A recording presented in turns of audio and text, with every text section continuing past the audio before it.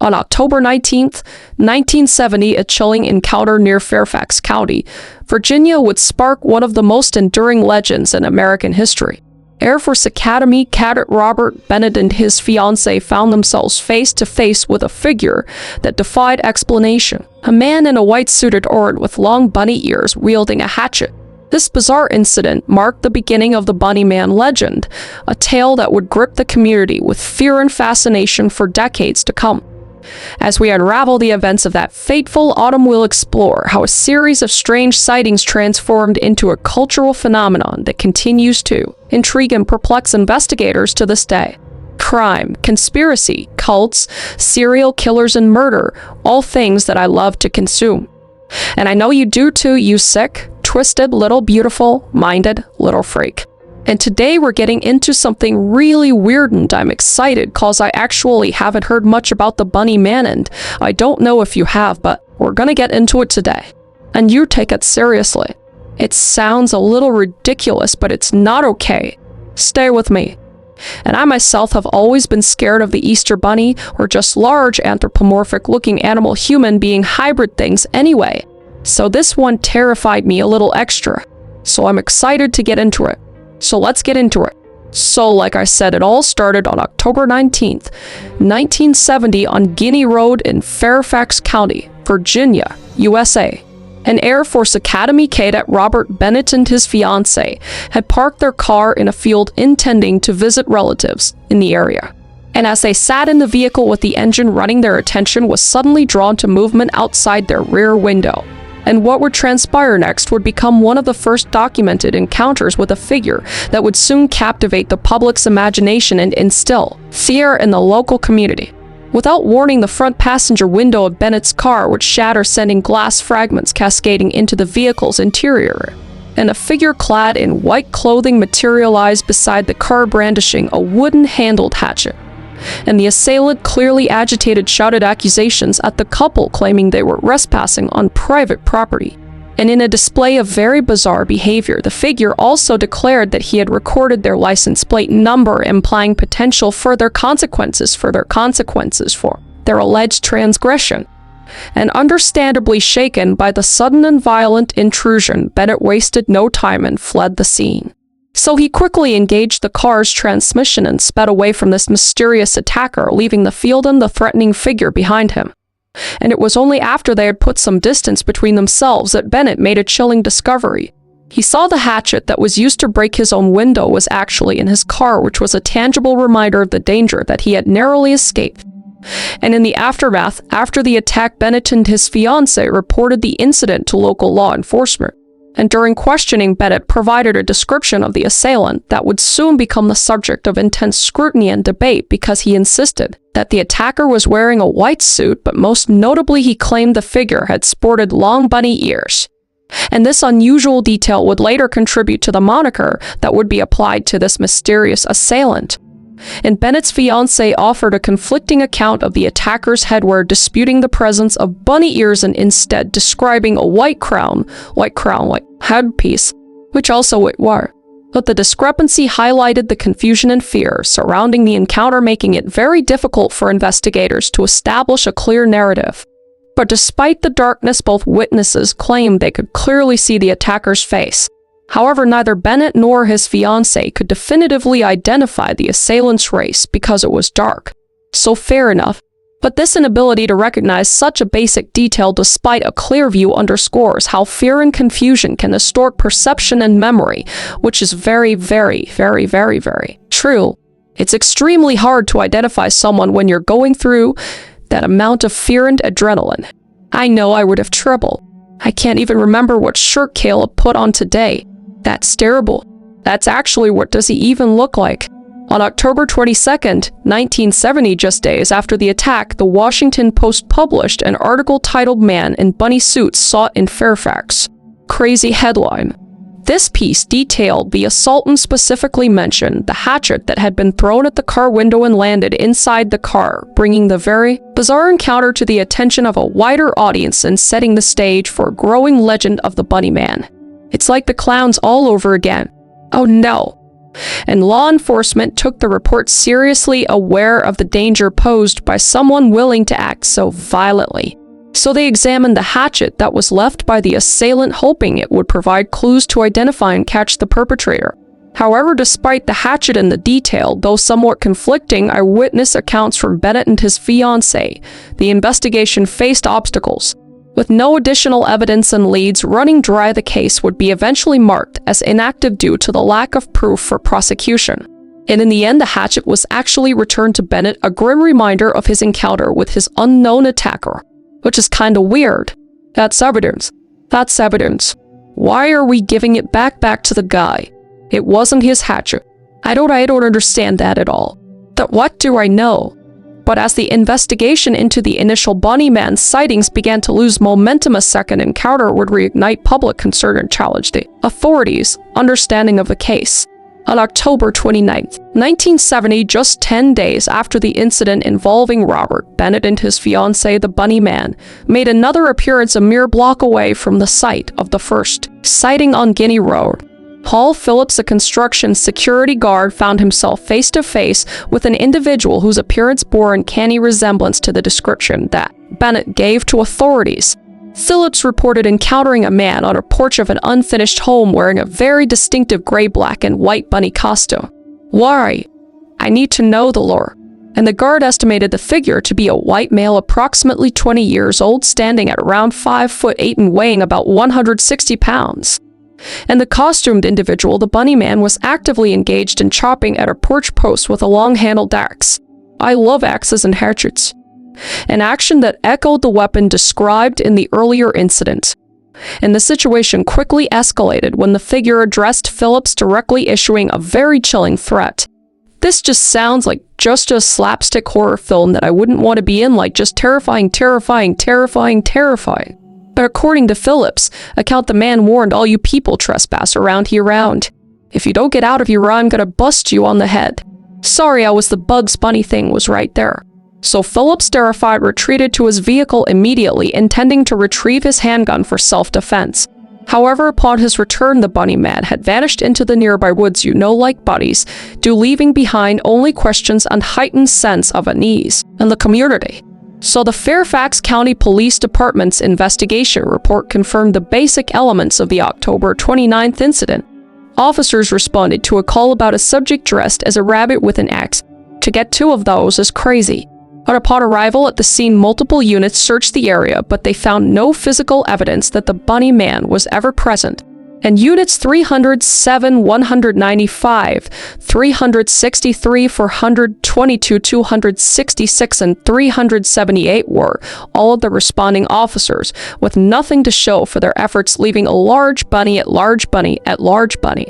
Like it actually said large white rabbit at large. That's great. And the lack of tangible proof mirrored the challenges faced in the investigation of the Bennett incident, further complicating efforts to identify or apprehend this individual. And the proximity of the two sightings, both in terms of location and timing, suggested a pattern and behavior that was impossible to ignore. And the Kings Park West encounter occurred just 1 block away from the Guinea Road site, indicating that the Bunnyman, whoever that might be, was operating in a specific geographical area. And this realization just intensified the public's concern and led to increased security measures in the vicinity. So as news of the second sighting spread, the community's fear and fascination with the Bunnyman phenomenon just intensified. And the incident would just capture the public's imagination, sparking widespread speculation and concern. Local residents found themselves grappling with the unsettling possibility that a potentially dangerous individual was at large in the neighborhood. Potentially large bunny at large, if you will. An individual who was disguised in a costume that seemed more suited as a children's party than a crime scene. So when the aftermath of the two confirmed Bunnyman encounters, a wave of panic swept through Fairfax County, Virginia. And the local community, already on edge from the initial incidents, found itself grappling with a phenomenon that defied easy explanation. And as Halloween approached, oh God, the atmosphere of fear intensified, leading to significant disruptions in daily life. This literally reads like a cheesy horror movie. I can't. So the Fairfax County Police Department faced unprecedented challenge as reports of the Bunnyman sightings flooded into their offices. And in the weeks following the Benetton Phillips incidents, over 50 individuals contacted law enforcement claiming to have seen the mysterious figure. And these reports varied widely in their detail, with some accounts veering into the realm of fantastical. Some people just want attention, you know. One report came from a guard who was watching a housing development that was under construction. And while on patrol, the guard claimed to see a man in a white bunny suit hacking down a porch post with a hatchet very similar to Phillips. And walking closer to the bunny, he said, "You are trespassing." "Oh wait, I gotta do my bunny voice, man. You're trespassing. If you come any closer, I'll chop your head." Similar thing he said to Phillips. And after this interaction, the man in the suit hopped into the woods. I'm trying to imagine in my head if I would laugh or if I would be terrified. I think I'd be terrified, but then really good story if you go home and you just guess what I saw. And local newspapers, including the Washington Post, played a key role in fueling public interest and concern.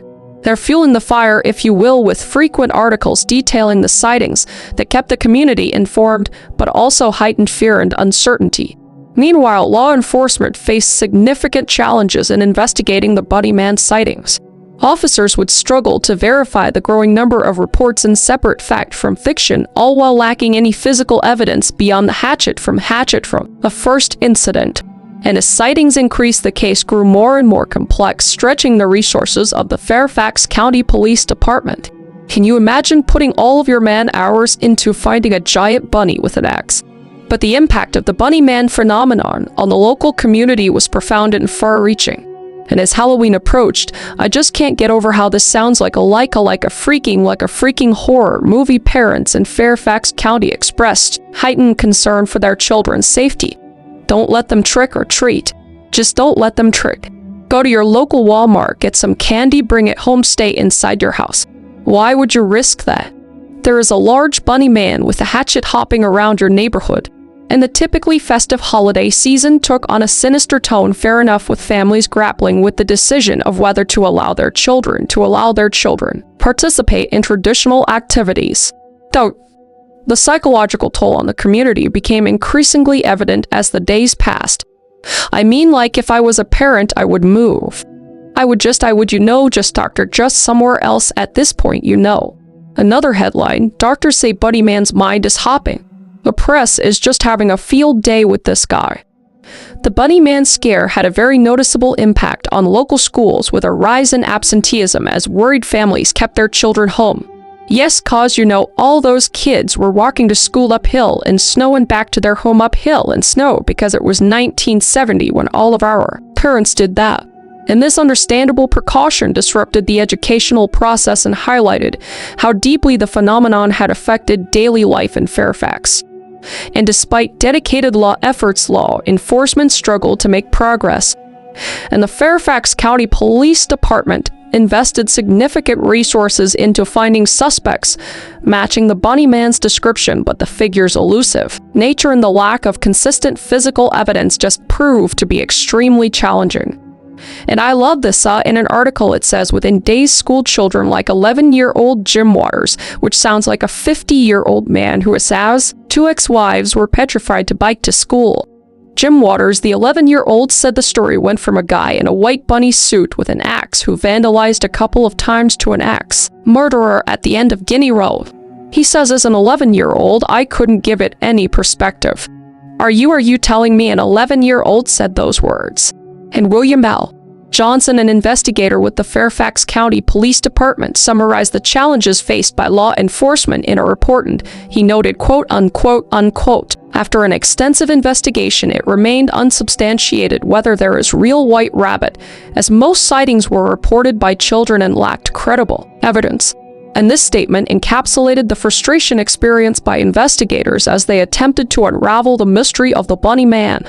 And the psychological impact on the community extended beyond the immediate fear of encountering the bunny man. Children expressed reluctance to engage in everyday activities such as biking to school, while parents voiced ongoing concerns about safety. And these reactions just reflected a broader societal anxiety generated by the bunny man legend, highlighting the power of fear to reshape community dynamics and individual behaviors. And urban legends, as we know, need a home, a physical place that can ground the myth into something tangible. Without a location, a ghost story is just words, and without a setting, an urban legend fades away. And that's how the legend of the Bunny Man found its way to Fairfax Station's Kolkshetter overpass, better known as the Bunny Man Bridge, which I now really wanna. Go if this video gets to 200,000 likes, I will go to the Bunny Man Bridge and summon the Bunny Man. Yes, I will.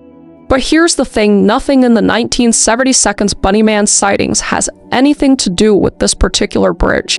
The original reports were about a bunny in a suit terrorizing people with an axe. Casual Tuesday. But Kolkshetter overpass, that was never mentioned.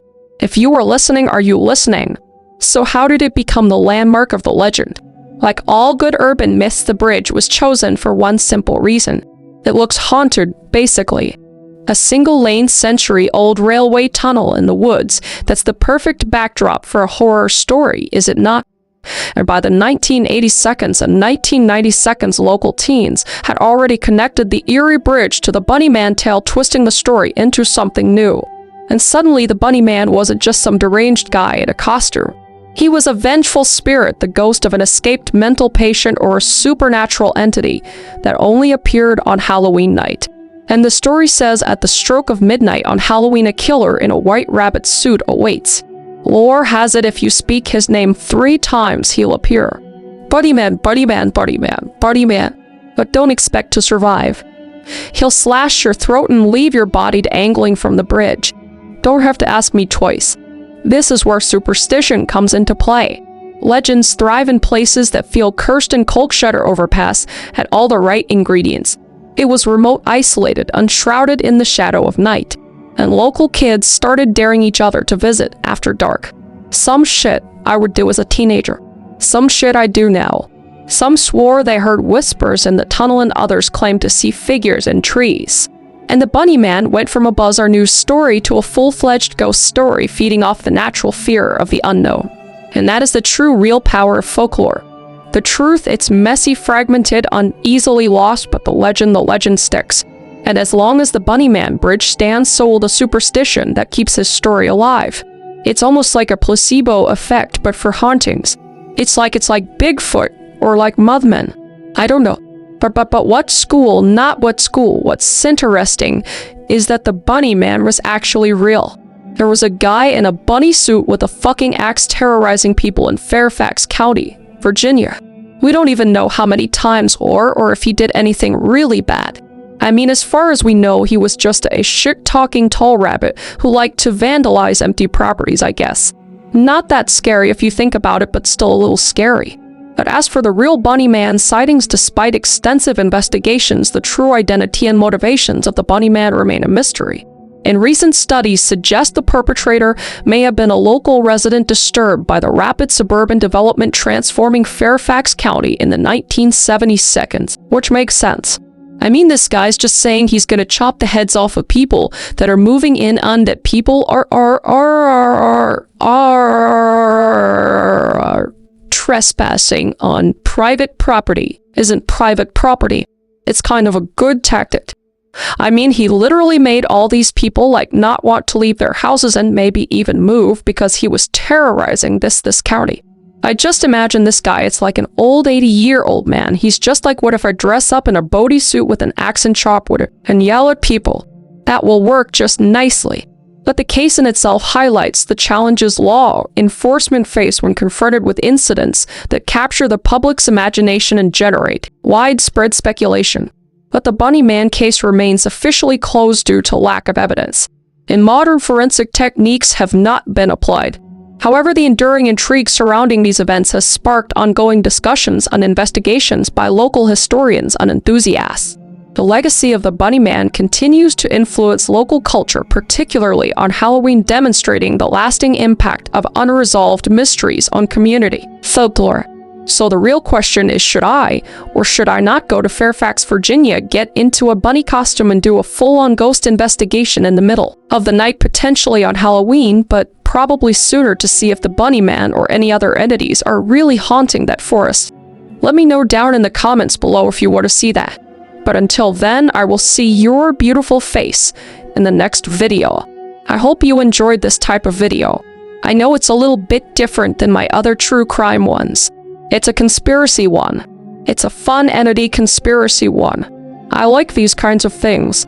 They're fun. It's very interesting. The whole public panic, how everything can amount to such just widespread hysteria. It's just wild.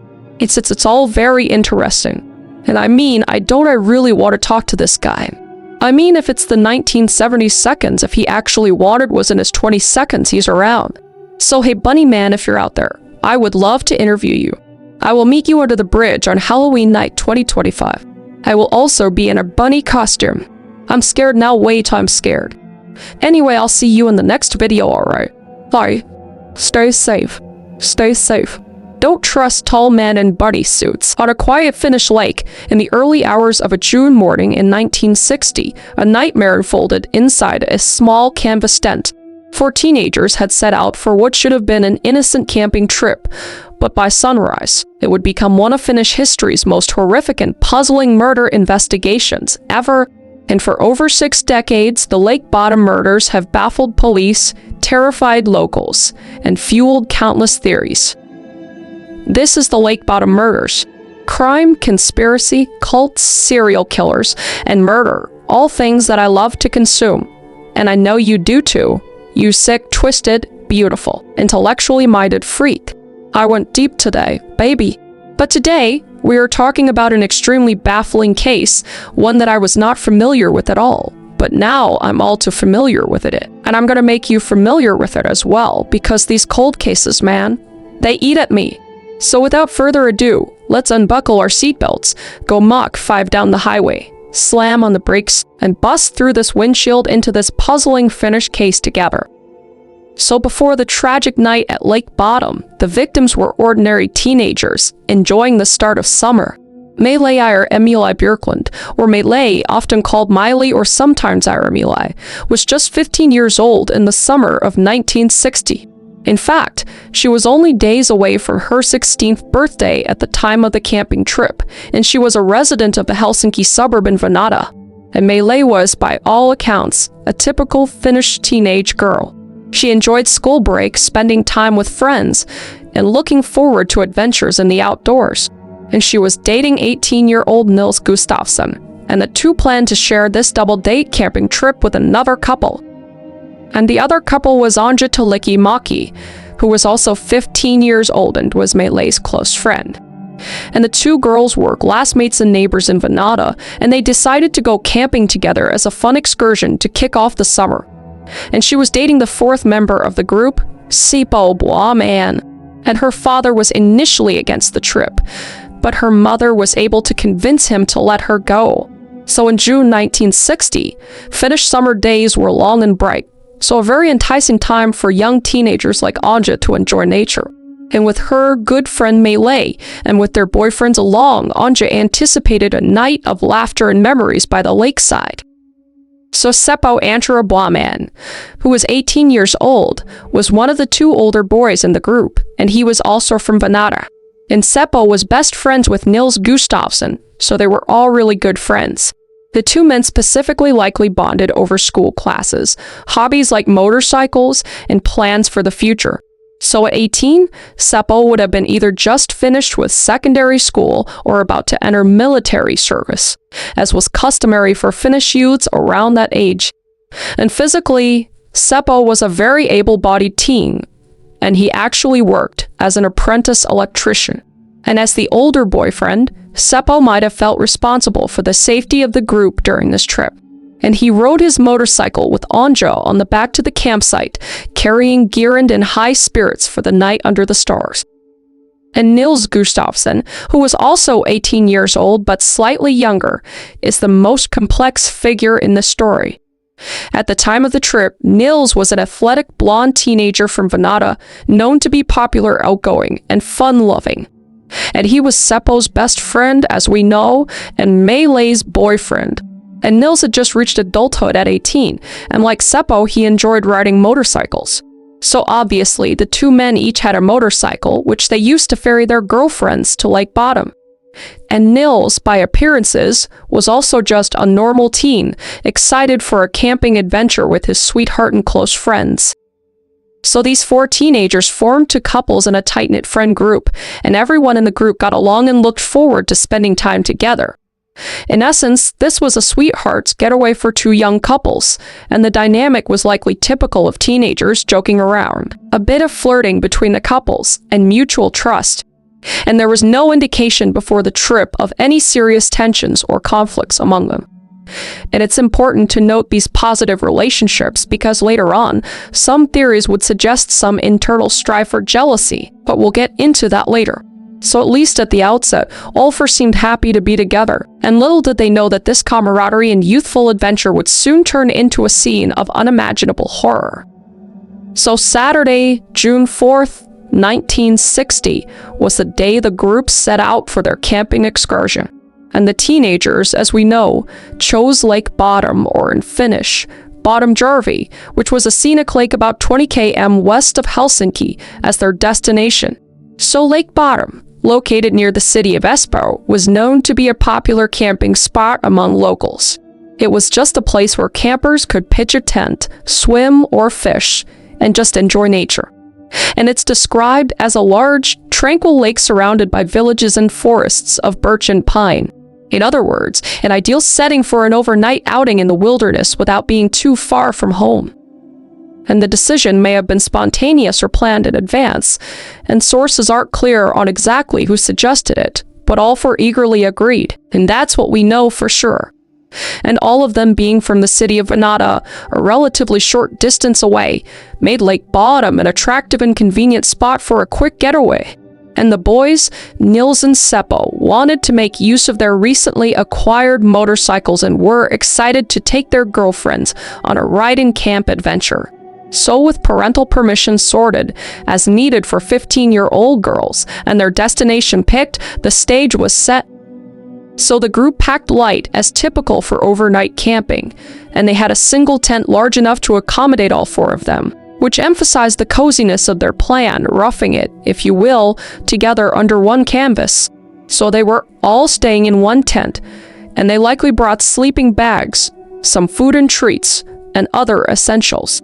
Because they weren't traveling by motorcycle, everything had to be very compact. So we don't know if they carried any weapons or protection like a hunting knife for camping.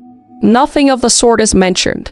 So it appears they did not anticipate any danger from people or animals. And it's worth noting the natural phenomenon of the white night in Finland, which they were set to experience because in early June at that latitude, the sun barely dips below the horizon, meaning nightfall is more of a prolonged twilight. And one writer describes these white nights as having a strange grayish light, like someone dialed down the brightness for a few hours, and an almost eerie silence. So this ethereal atmosphere can be magical for campers, and for our 4 teenagers, the never-quite dark night was probably part of the thrill. And upon arrival, they would have seen a very picturesque lake and beautiful natural surroundings. And the area was also known to have a kiosk, which is a small convenience stand run by a local man and oft unhosted campers and hikers. And it's not clear if the teens stopped at the kiosk or interacted with locals upon arriving, but they proceeded to pick a spot for their tent. And they chose a spot along the shore for pitching the tent, a flat clearing not far from the water. And by all accounts, their arrival and setup went very smoothly. And Nils and Seppo likely helped each other assemble the tent, while Melee and Donjar might have laid out sleeping bags and gathered firewood. So with their camp established, the journey concluded and the leisure began.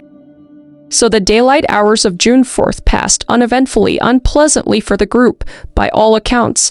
And the afternoon was likely spent in typical camping pastimes, possibly swimming in the lake's cool waters, lounging on the shore, and exploring the woods. And according to later reports, nothing unusual happened during that day. The friends enjoyed each other's company and the freedom of being out in nature. And the evening of June 4th was still bright due to that white night effect, but eventually a gray dusk settled. And at some point, the teens retired to their tent for the night. And for people in one tent would have been a very snug fit, and they likely arranged themselves with the couples next to each other. And based on diary evidence and witness accounts, the group did not venture away from their own campsite to socialize that night, at least not according to initial statements. So as far as the teens were concerned that night, they were alone and secure in their campsite. Now allegedly, there was mention of the boys being drunk in Mei Lei's diary, but they would fall asleep and woke up around 2 a.m., after which the boys got up for a bit, and the girls fell immediately back to sleep. And eventually they were all asleep inside their tent, and the night was calm, with the lake waters gently lapping in the pale night sky above. And it should have been a peaceful slumber in a beautiful place. However, as the early morning hours rolled around, an unknown terror crept toward the unsuspecting campers. So at approximately 4:00 to 6:00 a.m. on June 5th, an unknown assailant launched a frenzied attack on the 4 sleeping teenagers. And the evidence indicates that the killer struck from outside the tent, slashing and bludgeoning through the tent's fabric without ever entering it. In other words, the perpetrator used the tent itself as a barrier, blindly stabbing and swinging at the victims through the canvas walls. And the weapon was most likely a knife, possibly accompanied by a heavy blunt instrument. But the assaults were extremely violent and swift, and the teenagers were caught completely off guard because they were sleeping. And you could only imagine the confusion and terror inside that tent, with the sounds of the canvas ripping and screams of pain and the sudden realization that they were under attack. So the tent itself quickly collapsed onto the occupants during the onslaught, and much later witnesses would recall seeing the tent in a flattened state, as if it had imploded on itself. Investigators believe the assailant first cut the tent's guidelines or supports, perhaps to trap the victims inside the tent, and then stabbed downward through the material. But all 4 teenagers were injured in this gruesome attack, and 3 would not survive. But despite the viciousness of the attack, none of the victims managed to escape or fully fend off the assailant. And there are no reports of any of the teens getting out of the tent to run or fight, indicating how sudden and overwhelming the ambush was. And during the frenzied stabbing and bludgeoning, one victim, Nils Gustafsson, may have caught a fleeting glimpse of the attacker. And Gustafsson would be the lone survivor in this attack, and he would later claim that, in a brief moment of half-consciousness, he saw a dark figure dressed in black with bright red eyes looming over them. And this eerie description, "red eyes as if glowing," had become part of the legend of Lake Bottom. And it's unclear if this was a hallucination, a distorted memory. Perhaps the attacker had some reflective material, or it was a product of trauma, or just a genuine detail. But regardless, it was the only hint of the attacker's appearance given by any of the victims. And the assault likely lasted only minutes, but was absolutely devastating. And by the time the assailant was done, 3 of the 4 friends lay dead or dying, and the lone survivor was unconscious and gravely wounded. And the killer then left as mysteriously as he had arrived. And at around 6:00 a.m., not long after the attack, a pair of young birdwatchers in the area reportedly noticed something odd. In the distance, they saw a collapsed tent and a blonde-haired man walking away from the campsite. And the sighting would later become a crucial, if ambiguous, clue. So the birdwatchers did not approach the site, thinking perhaps that nothing was seriously wrong. And meanwhile, the murderer vanished into the early morning mist tide. And the crime was over in mere moments, but its repercussions were only just beginning. So the attack's aftermath for each of the 4 campers can be pieced together from the physical evidence and forensic reports. And tragically, Mei Lei, Anja, and Seppo all sustained fatal wounds while Nils survived with serious injuries. So Mei Lei suffered the worst fate of all victims, and she was found outside the tent, having been pulled or dragged part way out during the attack. And disturbingly, Mei Lei was undressed from the waist down when discovered, and whether the assailant removed her lower clothing or it was a result of being dragged is uncertain, but the state of her attire suggested a possible sexual assault motive or grotesque staging. And Mei Lei's injuries were also the most severe, and she had been stabbed dozens of times, far more than the others. And forensic analysis indicated that many of her stab wounds were inflicted after she was already deceased.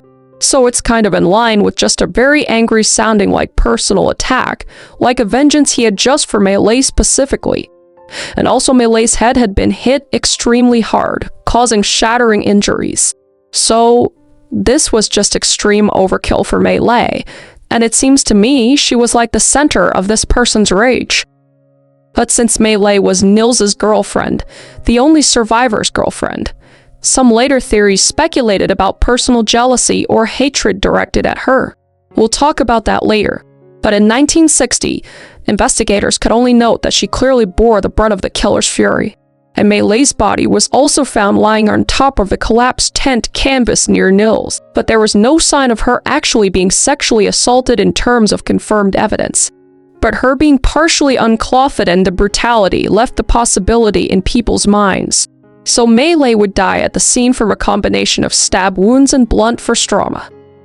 Now Anja's body was found inside of the tent, and she was likely attacked and killed before she had any chance to escape. And Anja's injuries, while fatal, were notably less extensive than Mei Lei's. And she had been stabbed and hit, but not to the excessive degree of her friend Mei Lei.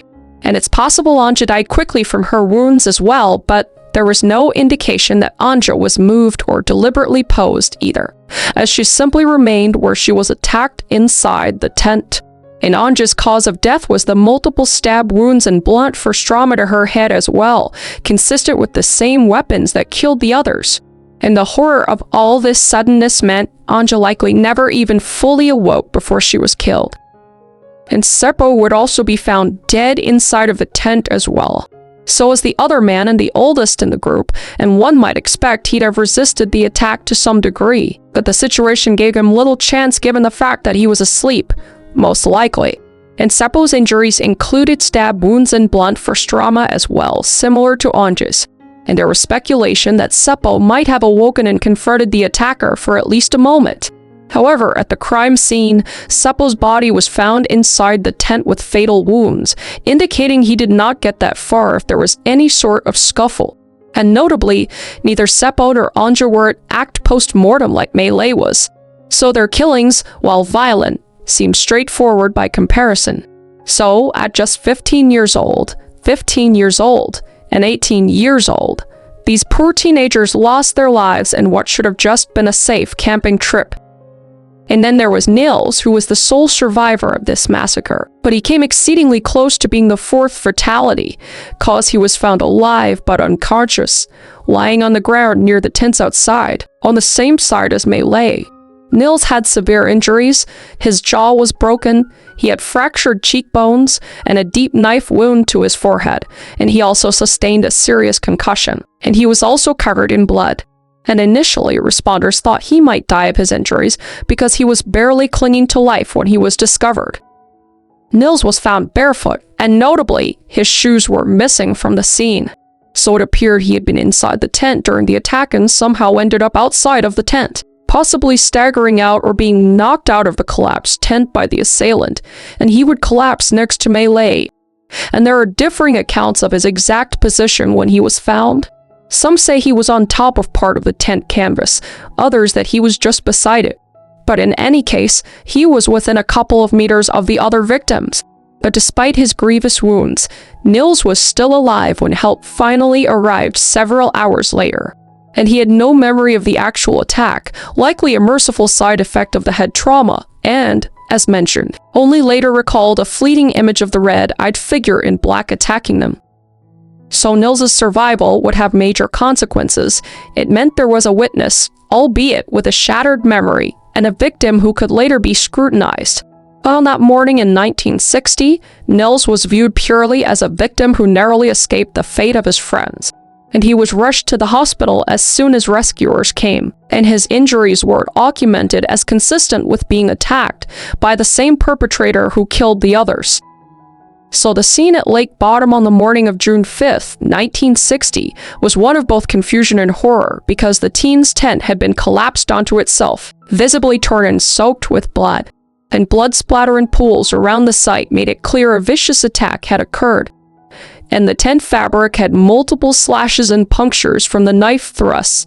And inside the tent was a disarray of sleeping bags and belongings that were drenched in blood as well. And the entire area was eerily quiet in the early light of dawn, except for the distressing sight at the campsite itself. And evidence would indicate that the killer had attacked from outside, like we were talking about before, cutting the tent open and cutting downward.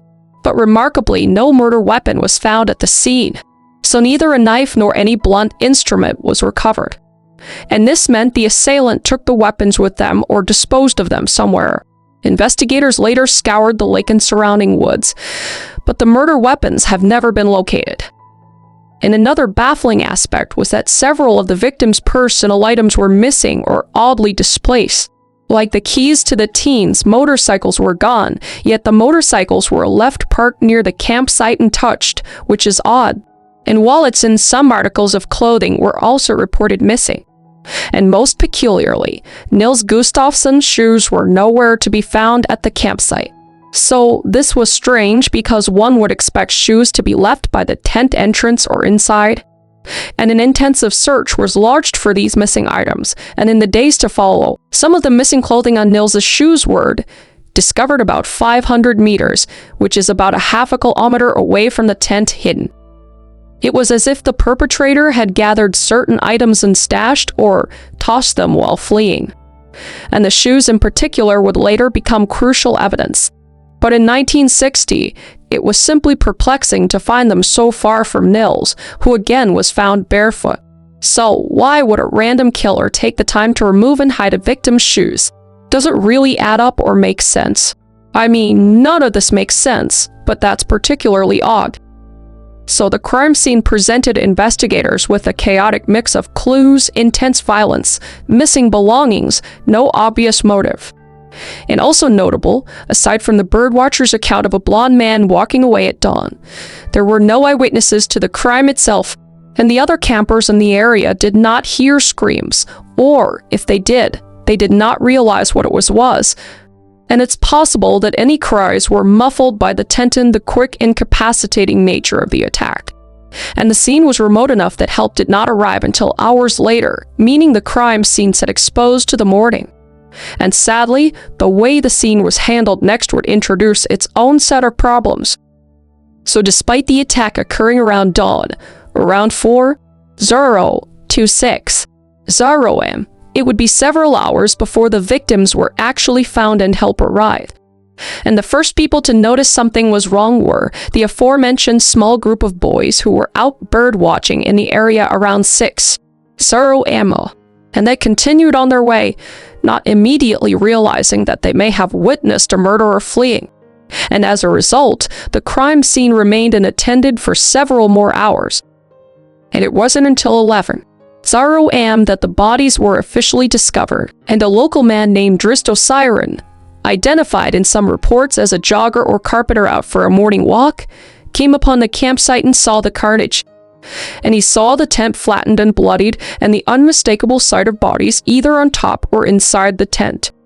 And I can't imagine how he felt seeing this, but luckily, Risto immediately alerted authorities, and he contacted the police, who arrived at the scene by noon on June 5th. Some sources alternatively name a carpenter called Desko Eva Johansson as the discoverer. So it's possible that Johansson and Siren are the same person, or one of these people accompanied the other, or one did find it first, or by the other. So I'm not positive on that, but those are the two names we have. But regardless, the key point is that a local adult found the victims late in the morning and called police. So when police and medics arrived to this horror show in front of them, to their surprise and relief, they found Nils Gustafsson still alive despite his severe injuries. So medics quickly extracted Nils and rushed him to the hospital in Helsinki for emergency treatment, and the other 3 teenagers were confirmed dead at the scene. And the police began to secure the area, but crucially, their approach to the crime scene would be later seen as disastrously lax. Initially, however, their focus was on the possibility of catching the perpetrator nearby ungathering obvious evidence. So they had the birdwatcher's report, which gave them a rough timeline, and the murders likely happened shortly before that sighting, and the time of discovery at 11:00 meant the killer had around a 5-hour head start to escape, which is a lot of time. So law enforcement conducted a search of the vicinity, hoping the murderer or any weapon might still be around, but found nothing immediate. Meanwhile, news that 3 teens were slain at Lake Bottom spread very quickly, drawing curiosity and alarm. And unfortunately, as more people flocked to the scene and investigators swarmed in, the integrity of the physical evidence on site would suffer greatly. But the first priority was interviewing the only person who might tell them what happened, and that was the survivor, Nils Gustafsson. So Nils, obviously, was in no condition to give a full statement immediately, and he was transported to the hospital and treated for his broken jaw and other injuries. But when he was able to talk, Nils described the events as he remembered them, which unfortunately wasn't much time. And he claimed to have little to no memory of the actual attack, likely due to his concussion and trauma. But Nils asserted that the night had been uneventful until he woke up in pain during the assault, and he recalled seeing a shadowy figure dressed in black attacking the tent, and said that this person had bright red eyes, an image that stuck with him from that split-second glance. But beyond that, Nils could not recount a clear sequence of events, and he did not remember any argument or disturbance before the attack, reinforcing that it just came without any sort of warning. And he couldn't say how he ended up outside the tent either, and presumably, he lost consciousness at some point in the struggle and woke up much later in the hospital. And over the days and weeks after the incident, Nils was interviewed multiple times, but his story remained that he remembered almost nothing. And this frustrated investigators who hoped for an indication, or at least a clue. And the birdwatcher's comment of seeing a man with blonde hair wasn't much to go on, and it was a slim lead in Finland especially, where blonde hair is very common, so it didn't narrow things down much at all. And importantly, at this early stage, police considered Nils Gustafsson a victim, not a suspect, cause his injuries were so severe and extensive that it seemed implausible he was anything but an attack party. In fact, decades after, Gustafsson's consistent claim was that he suffered a memory blackout and survived by luck, and he was generally believed. But Nils's last memory before the attack, aside from the attacker's image, was of the friends happily arriving and settling in the campsite itself. And everything after that turned into a nightmare he largely could not recall. This incomplete account with no motive, no clear perpetrator identity, meant that from the very beginning, the Lake Bottom case hinged more on physical evidence and investigative work than eyewitness testimony. And with Nils unable to name or describe the assailant in detail, the police had to cast a wide net in their investigation. And unfortunately, as they started that process, some critical mistakes would be made. And one of those major mistakes was that the police didn't cordon off the campsite adequately, as after they arrived around noon, multiple officers and even volunteers traipsed through the site without full regard for preserving evidence. In fact, crowds of people, including other police, locals, journalists, and curiosity seekers, were allowed to wander around the scene in the immediate aftermath, which, it doesn't make sense to me. But okay, it's a different time, I guess. Not really, it's 60 seconds. There's a lot of crime going on anyway. But the result was that footprints, potential trace evidence, and the original positions of items got trampled or moved. And later analysis slammed this as a serious contamination of the crime scene. And another issue was record keeping, because reports suggest that investigators failed to systematically document the scene before disturbing it. And photographs were far and few between, with only a handful of crime scene photos that actually exist, and some were taken after things had been moved. So, like, useless essentially. The precise measurements of distances on items' locations were not logged, which would severely handicap the forensics. Recognizing that items were missing, like the keys, wallets, clothing, and shoes, the police organized a search of all the surrounding area.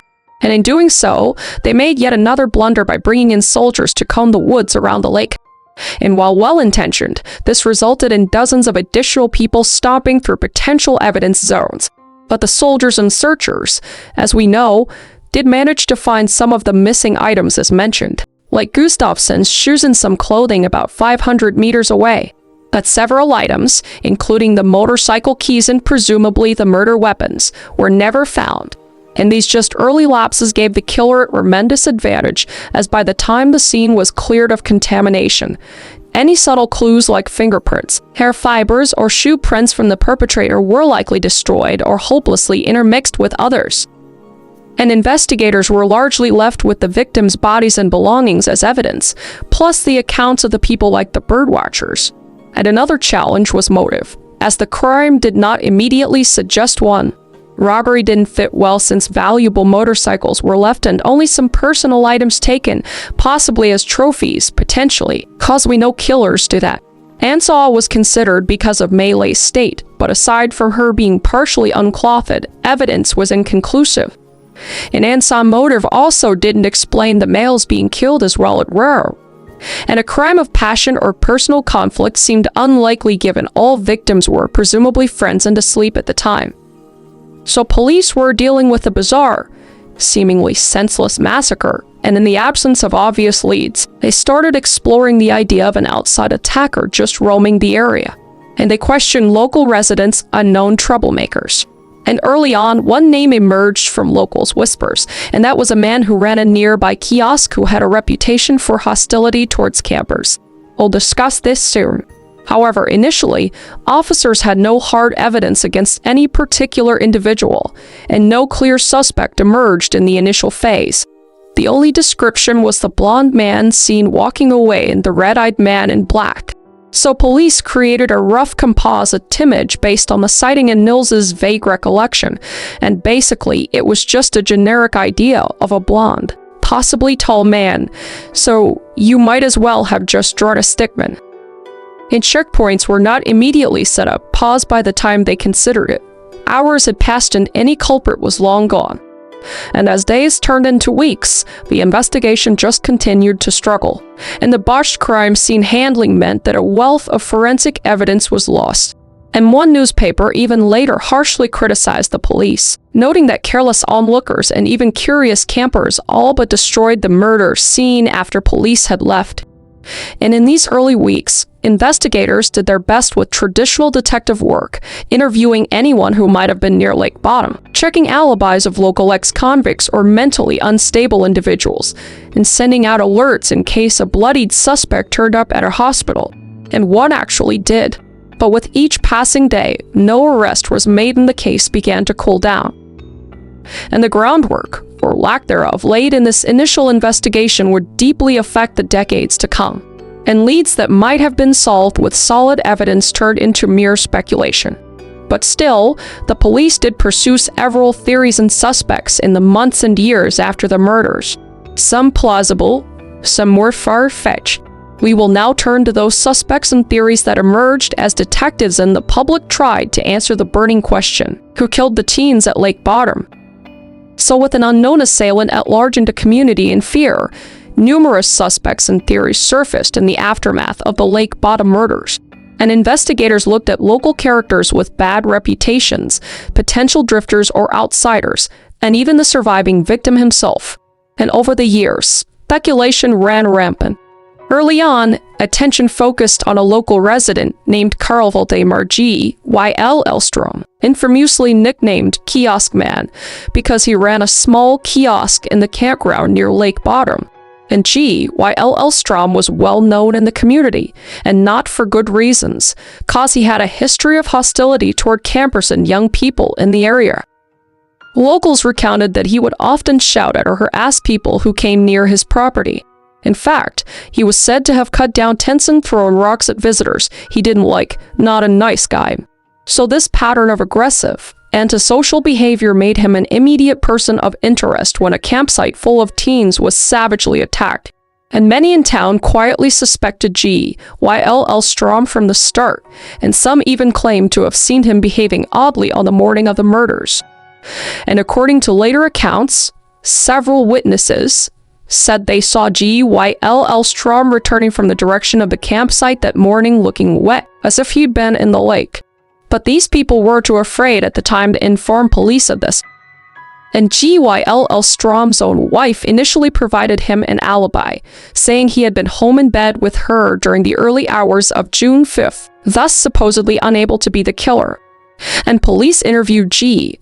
Y.L. Elstrom and searched his property but found no hard evidence linking him to this crime.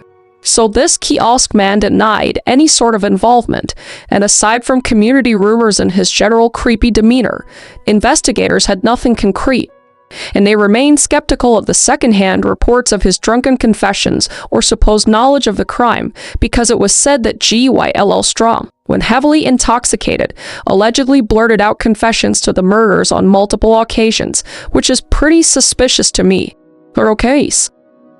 But when sober, he would either deny it or was just dismissed as a mentally disturbed individual. And police at the time chalked up his wild statements to him just being disturbed and did not pursue any charges.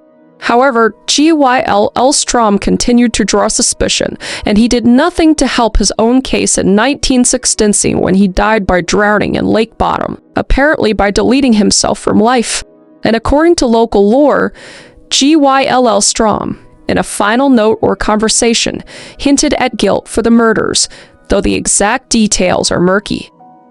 And after his death, a haunting revelation would come, and on her deathbed years later, Gyll Strom's wife recanted the alibi she had given him, and she confessed that she had lied to the police out of fear, implying that Gyll Strom had not been home at the time of the murders and that he had threatened to kill her if she revealed the truth. So this posthumous admission by the wife gave enormous weight to the theory that the kiosk keeper was the bottom murderer.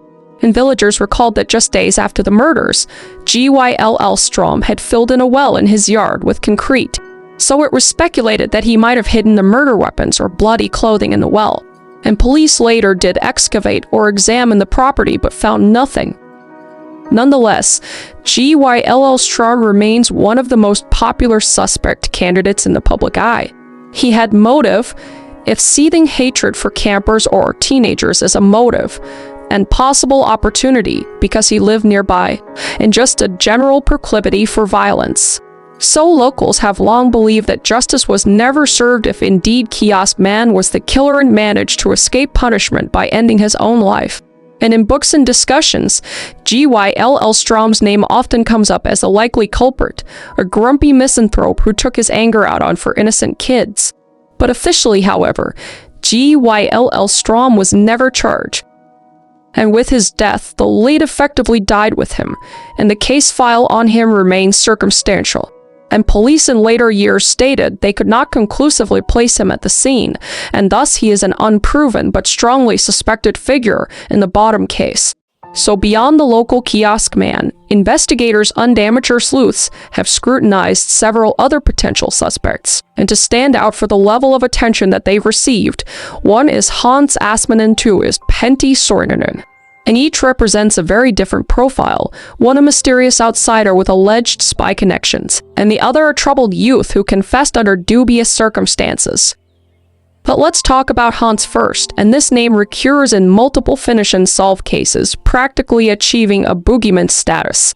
Because Hans was a German-born, naturalized Finn who lived not far from Lake Bottom, and rumors swirled that he had been a soldier, even an SS guard at Auschwitz, and later, possibly a KGB spy in Finland during the Cold War. Not people you want to be associated with necessarily. And whether or not the espionage tales are true, what put Assmann in the Bottom investigators' sights was his suspicious hospital visit on June 6, 1960. Remember when I mentioned that there was a man that walked in bloody at a hospital that night? This is the man. Because the very day after the murders, according to hospital staff in Helsinki, Assmann showed up wearing clothes covered in red stains and with black dirt under his fingernails. And he behaved nervously and even pretended to faint or be unconscious at one point. And doctors who examined him believed the red stains on his clothing were blood, and they noted his agitated state as well. And considering the timing, this was a giant red flag. So the hospital alerted the police about this strange patient. However, when briefly questioned, Assmann had an alibi and the police stated that he was able to account for his whereabouts during the Bottom murders. And some sources say authorities claimed Assmann was in Germany at the time, and others say he was in Helsinki but with someone. And in any case, the police seemingly accepted the alibi and did not confiscate his clothing for testing, which is an oversight that later drew a lot of criticism, which is deserved in my opinion. But Assman notably also matched the limited description of the suspected killer because he had long blonde hair at the time and was fairly tall, and he looked eerily similar to the police sketch of the suspect. And intriguingly, after a newspaper published the birdwatcher's account of a blonde man seen leaving the tent, Assman cut his long hair short. Oh, that's suspicious as well. And to some, this signaled a guilty conscience altering his appearance. And Assman's name would surface in popular books years later, accusing him of not only the Bottom murders, but other unsolved killings in Finland. And a former doctor named Jorma Palo, who had seen Assman at the hospital, became convinced of his guilt and authored several books outlining a theory of Assman as a serial killer protected due to secret connections. So it's an interesting one, and it goes deep into, like authority figures at government and cover-ups and all this kind of stuff, which at this age, I just wouldn't even put it past them at this point. But I don't know. One theory even posited that Assman's possible intelligenced eyes caused authorities to hush up or ignore evidence against him, essentially a cover-up scenario. And it is a very dramatic speculation, but it obviously caught the public's imagination. But Assman would die in the late 1990s, but not before reportedly confessing on his deathbed to at least one murder, though it's unclear if that referred to Bottom or another case. So officially, the police in 2005 reiterated that Assman had a verified alibi and was not considered a suspect by the original investigation. But to this day, many Finnish true crime enthusiasts think Hans Assman could have been the killer who slipped away. And then there's the lesser-known suspect, which is Pentti Soininen. Sorry if I'm saying that wrong, but he was a troubled Finnish man who during the mid-1960s was serving a prison sentence for other crimes. And he allegedly boasted to a fellow inmate that he was responsible for the Lake Bottom murders. But what do we know about criminals? They just love confessing anything just cause they want props in jail. But nevertheless, this jailhouse confession was taken seriously enough that he came under police scrutiny. However, a glaring fact undermines this claim, and that is that he was only about 14 years old at the time of the murders. So at 14, could he realistically have overpowered for older teenagers, two of whom were 18-year-old boys?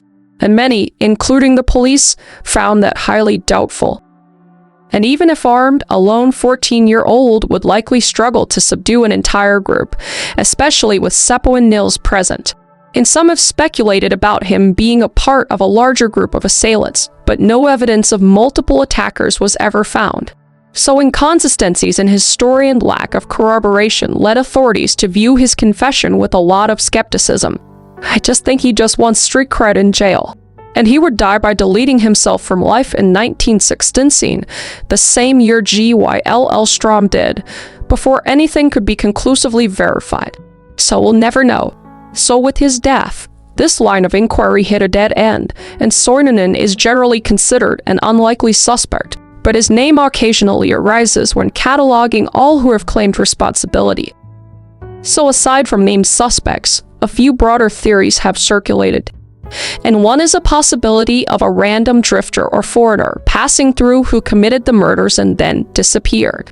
But Finland in 1960 had relatively low crime, and a crime this violent was just unprecedented, prompting ideas of an outsider perpetrator. And some thought perhaps a violent escapee, prison or military deserter because there was an army base in the region, might have done it. And another theory poses that it was some kind of twisted revenge or vendetta. For instance, had one of the teens angered someone who then followed them to the campsite, but there's no evidence of any vendetta that ever emerged.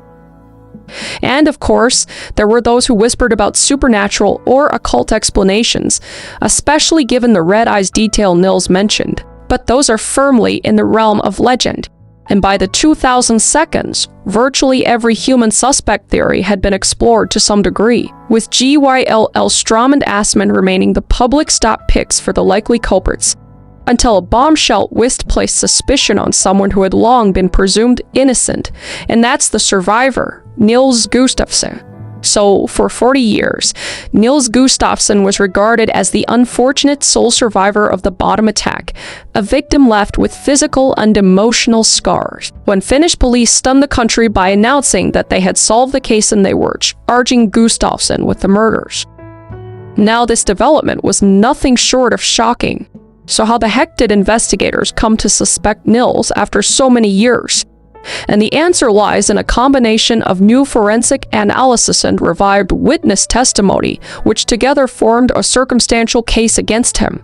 So the cold case was reopened in the early 2000s by the Finnish National Bureau of Investigation, and with advances in DNA technology, forensic scientists re-examined the old evidence, including bloodstains on clothing on the tent. And one key finding was that Gustafsson's shoes, which recall had been found hidden 500 meters from the scene, had blood from the 3 slain victims on them, but none of Nils's own blood. Interesting. And this was a crucial clue for the prosecution. And their interpretation was that if an unknown attacker had bloodied Nils along with the others, Nils's own blood should be on his shoes. So the absence suggested that Nils was not wearing the shoes at the time he bled, when he sustained the injuries. And instead, the only blood on the shoes was from the other 3, implying the shoes were worn during the killing of the others, because everybody else's blood was on his shoes, but his own blood wasn't on his shoes. As if he killed them and hid his shoes because he had killed them and there was blood on them, and it made him look guilty. So in the prosecutor's scenario, after killing his friends, Nils removed his shoes, now stained with victims and his friends' blood, and hid them, then later injured himself, accounting for his blood not being on his shoes. And this forensic reinterpretation was the backbone of the case against him. And investigators also revisited witness statements. Notably, there was a woman camper who came forward, and she claimed Nils and Seppo had drunkenly visited her tent on the evening before the murders and that Nils was acting aggressive. And this new testimony puts Nils's character in question, suggesting he might have been intoxicated and agitated that very night. So the prosecutors would weave a theory: Nils Gustafsson, in a jealous rage, murdered his friends. And according to their narrative, the 4 teens may have been drinking, and Nils became drunk and belligerent, and conflict would ensue. Possibly a fight between Nils and Seppo, perhaps over something like Nils making advances towards Seppo's girlfriend, or an argument about the girls in general. And in this supposed altercation, Seppo may have punched Nils, breaking Nils's jaw, which matches Nils's injury. And enraged by the fight and perhaps humiliated, the idea of a bruised Maliko was floated during this trial. Nils was said to have snapped. And the prosecution suggested that Nils then turned violent, and he may have attacked Melee first in a frenzy of jealousy or anger. And this would explain why Melee's injuries were so extreme as Nils's girlfriend. Maybe he targeted her in a jealous fury, and why her injuries were so much more severe. And then after she was deceased, then he went to eliminate the witnesses who were Arnger and Seppo. And in this scenario, Seppo's earlier fight injury to Nils accounts for Nils's broken facial bones. And after killing the others, Nils then staged the scene to look like an outside attack. The prosecutors alleged he hid some of their belongings to suggest robbery, hence taking wallets and keys, and he also removed his shoes, which were now covered in his own friend's blood, and hid them far away, likely in the early dawn, explaining the birdwatcher seeing a blond man walking away. Then, in a final gruesome step, Nils injured himself, and they proposed that he used either a rock or the tent pole to hit himself in the face, causing additional superficial stab wounds and worsening his concussion. And this was all to make it appear that he had been attacked as well. And finally, he collapsed on top of the tent and pretended to be unconscious as cover. So this was a dramatic-sounding theory. To me, it sounds like the most likely to be artist's turn. Essentially accusing the victim of being the perpetrator after decades. It was a long shot. And when Nils Gustafsson, by then a 62-year-old retired bus driver, was arrested in March of 2004, it made headlines across Finland.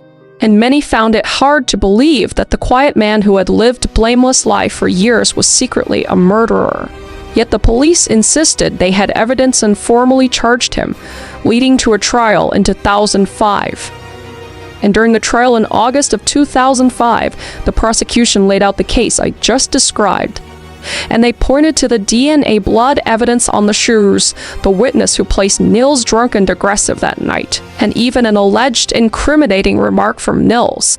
And one police officer testified that while in custody, Nils had muttered, "What's done is done, I'll get 15 years. What did you say, Nils? Could you say that again on camera? What's going on?" Implying a subconscious confession that he expected to go to prison.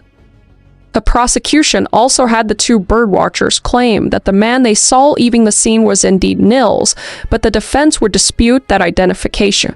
And they argued that no other suspect matched the evidence as well as Gustafsson didn't, that his motive was plausible given jealousy or intoxicated rage. And Nils Gustafsson's defense team, led by attorney Rita Lepp and IEMI, fought back vigorously. And they argued that the entire case was speculative and that Gustafsson could not have physically done it given his injuries. And they brought in experts to say that a person with a broken jaw and a concussion would have been unlikely to overpower 3 people and then calmly stage her, seen walking half a kilometer to hide items before injuring himself further. So the defense cast doubt on the reliability of the new witness as well, the woman camper who came forward after 45 years.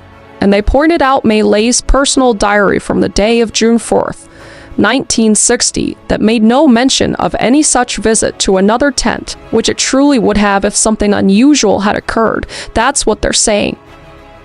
And they suggested this woman's memory might be faulty or influenced by the documentary process.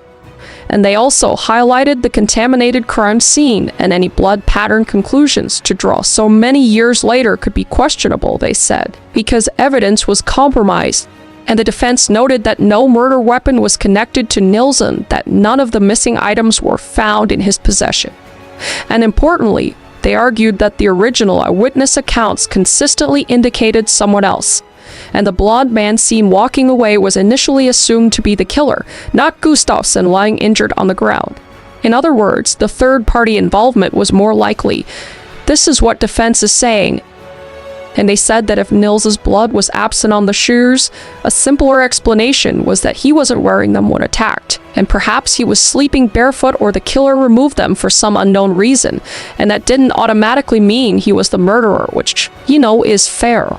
He could be not wearing shoes when he's sleeping, and that makes sense. But the trial captured national attention, and after weeks of testimony on October 7, 2005, the court delivered its verdict, and that was that Nils Gustafsson was acquitted of all charges.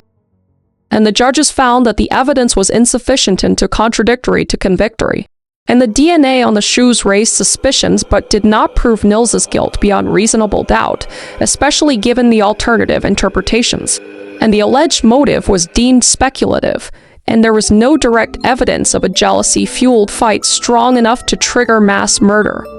And the long passage of time had adamantly made certainty impossible, as the court noted, so the presumption of innocence had to prevail. And after 44 years of being considered a victim, Nils Gustafsson walked out a free man, legally innocent and exonerated. And he was awarded $44,900 by the state as compensation for the mental suffering caused by the wrongful detention and trial. And Gustafsson, who had always maintained he had no memory and no guilt, expressed relief at the verdict. But despite the acquittal, opinions remained divided. Some in the public, swayed by the prosecution's narrative, still harbor suspicions about Gustafsson, and others believe he was just as much a victim as the friends he lost, and that the real killer was someone else who just got away with it. And the trial's aftermath left an uneasy feeling because if Nils wasn't the killer, then the case was back to square one, unsolved cold case. And if he was, then justice might not have been truly served given the acquittal. But officially, with Gustafsson cleared and no other active suspects, the Lake Bottom murders returned to cold case status after 2005, and no one has ever been convicted for the crime. And to this day, the question of who slaughtered those innocent teens by the lake is unanswered. And all the prominent suspects, including G. YLL Strom, Assman, Soininen, and Gustafsson, are either deceased or legally absolved, leaving the Bottom case cold. But let me know what you guys think down below. It's hard. It's hard. You know, we have all this information now, and for me, looking at the brutality of the murder, especially of the significant other, and where they were and everything, it is absolutely possible that someone could have been fixated on this group and done something like this time. But if we're looking statistically, it's usually someone that you know. So, in that regard, it looks like that with the broken jaw and all this. I don't know. I have no idea. All I know is that I feel horribly for the victims' families and for the victims themselves. No one deserves to die, especially at as young as they were, and it's just horrible. But you know, I hope that one day it can be solved, but it doesn't look like it ever can be, given all the suspects are dead or absolved. So I'm not sure. But all I know is that these were horrible murders and the families deserve justice. But let me know what you guys think down below also. Let me know what other cases you want me to cover down below. I always read the comments, and I will see your beautiful face in the next video. Okay, stay safe. Bye.